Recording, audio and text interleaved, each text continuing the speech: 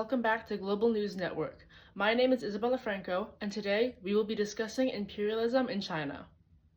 Many of our viewers have had questions surrounding China under imperialistic rule. How did it come to be? Who does this affect? Where do all the colonizers come from? Luckily for you, today we will be answering all of those questions and more in today's broadcast. To start off, we would like to answer one of the biggest questions asked in today's broadcast. Who took over China in the first place? In order to properly answer that, we would have to start off with some background information. In the 18th century, Great Britain began to establish itself as a tea-drinking country, similar to China and Japan. As many already know, China is one of the main producers of tea, meaning that the British would see us as their easiest route. In turn, the demand for tea began to rise, quickly at that. However, this would also lead to the Indians seeing an increase in their tea as well. Like China and Japan, Indian and South Asian countries would exploit the tradition of drinking tea to the British as well. This would cause a sense of competition between China and India during this time.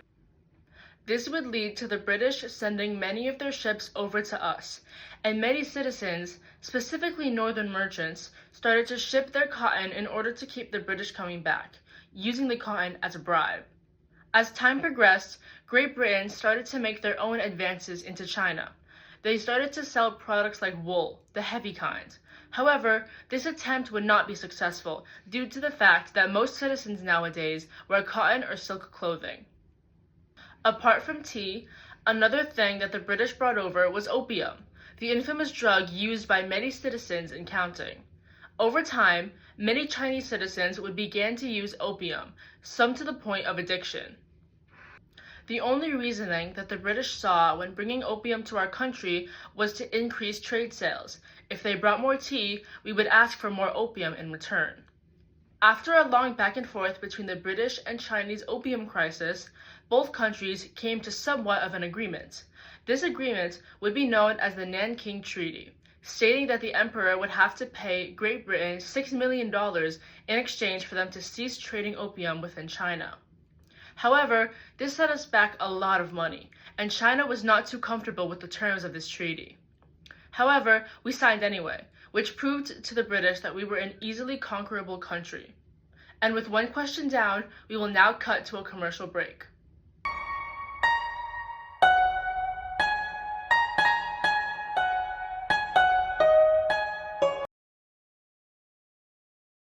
And welcome back to Global News Network, your local, trusted news source.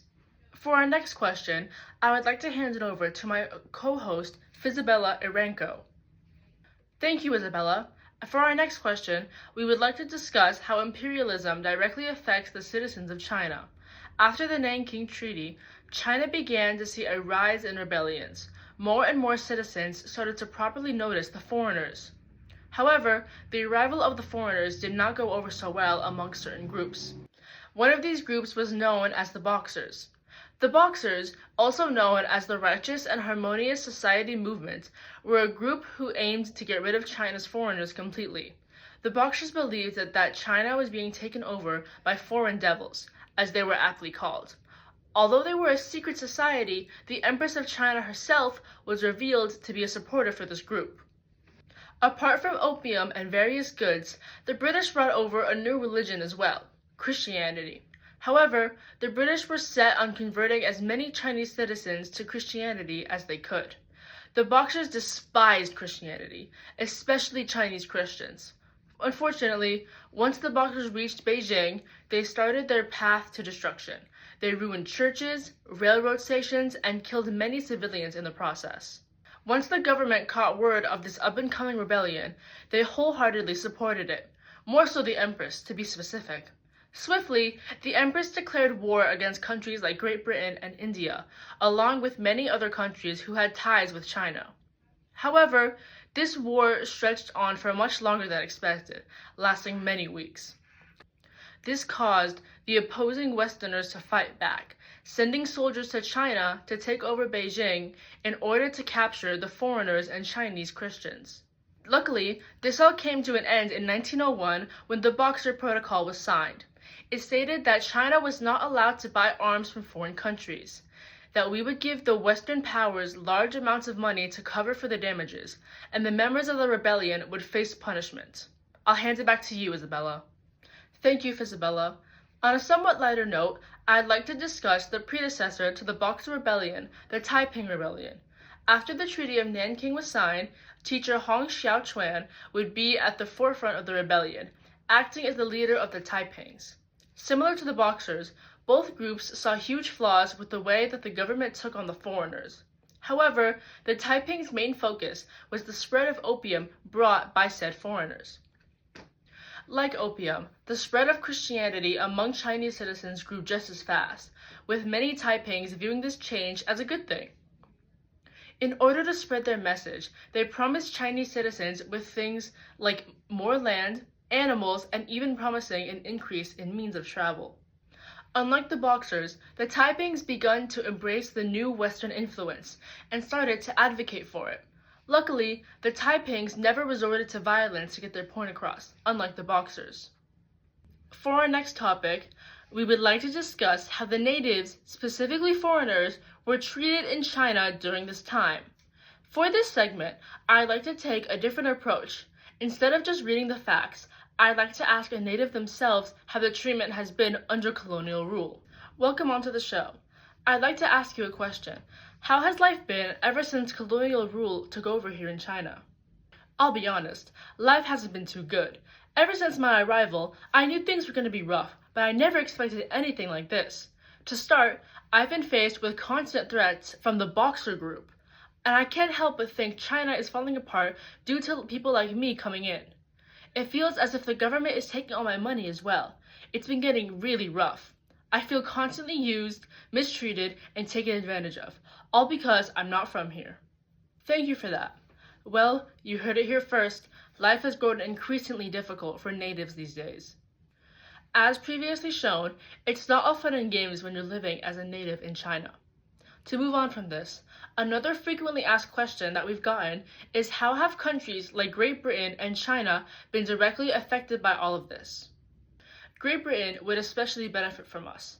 The biggest example of this is the rise in tea. As previously mentioned, Britain's population started to consume more and more tea. But they needed not any kind of tea. The British needed Chinese tea, which meant that they would come to us for any tea-related business. Along with tea, the British brought opium to China, which became a whole other crisis, as previously stated. The more opium that was brought to China, the more money that the British would make. After the Nanking Treaty was signed, Great Britain had total control over trade in Hong Kong and Shanghai. Luckily, China had their own advantages during this time as well. Great Britain faced a huge amount of backlash, especially after being blamed for the Opium War.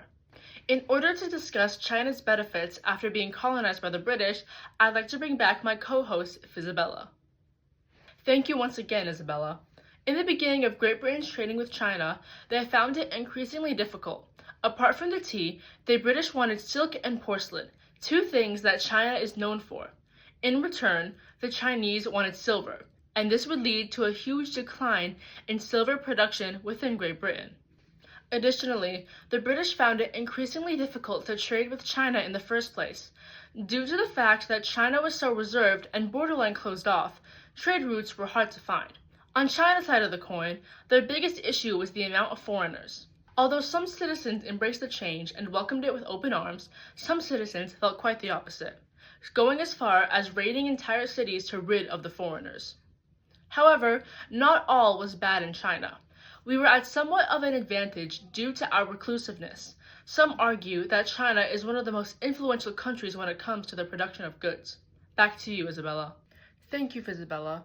Our final question of the night is how did China finally rise up after years of colonization? Years later, in 1911, Chinese citizens would overthrow the government in an attempt to stop imperialism once and for all. This period was known as the Xinhai Rebellion. Luckily, they were successful in this act, but this was only one battle in the overarching war amongst China. From 1945 to 1949, China would experience a civil war, separating the country into two parts. One part was the People's Republic of China, and the other part was the Republic of China. After World War II, China strayed further and further from any other countries as well, solidifying their reclusiveness. Then came Mao Zedong, leader of the Chinese Communist Party, and he had finally ended the Chinese Civil War after being elected chairman. After he died, China began to bloom into a different country. They started to drift away from communism and brought back their title as #1 producer. That being said, Britain's colonization finally came to an end in July of 1997. Thank you for watching tonight's broadcast of Global News Network. We'll be back tomorrow.